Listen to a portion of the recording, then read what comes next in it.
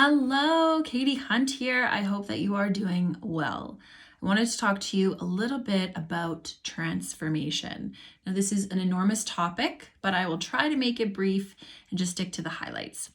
So, when we are transforming, we have a lot to learn from butterflies. Butterflies become butterflies because they are first caterpillars, and then they go through a metamorphosis to become beautiful butterflies. I think that we have a lot to learn from this process because we go through something very similar. When you think about all of the big transitions that you've ever made in your life, they've all been probably instigated by a pretty big event, something that happened that you didn't like, or a breaking point that you had, and a moment that you said, no more, enough is enough. From that point, you were thrust into this new world. You probably went through a big period of transformation, and out you came, the better version of yourself.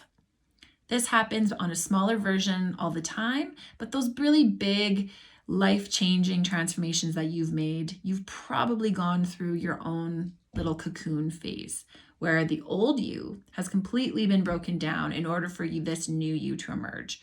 When you think about that, it makes a lot of sense because this new version of you has new habits, new friends, maybe, new ways, new things that they do every single day, which means that all of those things require the time and the attention that you gave to the old life.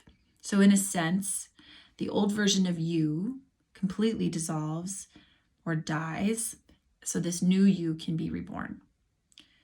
If you don't think that you've had an experience like this, think about when you were 5. Are you the same person that you were when you're 5? Most likely not. You've gone through a very long series of transformation for you to emerge as the adult person that you are now. The things that you went through, the things that you did when you were 5, probably a lot different than what you do now for fun. Unless you have kids, and then you might do some of the same stuff. But for the most part, you go through this huge transition, your life looks completely different on the other side. So what happens in this cocoon is the caterpillar completely dissolves and disintegrates and emerges as a butterfly. The butterfly doesn't try to go back and hang out with the other caterpillars, and the butterfly doesn't try to be a caterpillar and not use its wings. What we do is we feel sometimes this guilt that once we've changed and become this really amazing version of ourselves, that some of us try to go back and we try to fit inside of these boxes that don't really fit anymore. And we try to make things work that used to work, but they don't work anymore. And then we get frustrated. So as you emerge this butterfly, look back at the version of yourself that got you into the cocoon. Have gratitude for that version of yourself. Even have gratitude for that version of yourself that was just in the cocoon that completely dissolved so that you could emerge as this incredible person. But go off guilt-free as this beautiful butterfly that you deserve to be. This version of yourself that you worked really hard on and that was really scary and really hard to become.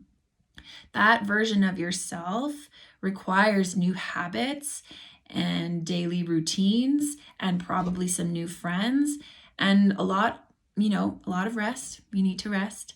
So go into this new life with excitement and curiosity and give yourself some time to transition into this new life as a butterfly. Have gratitude for the experience that you've had and just go forth and figure it out because this is a part of life and you did a brave, brave thing.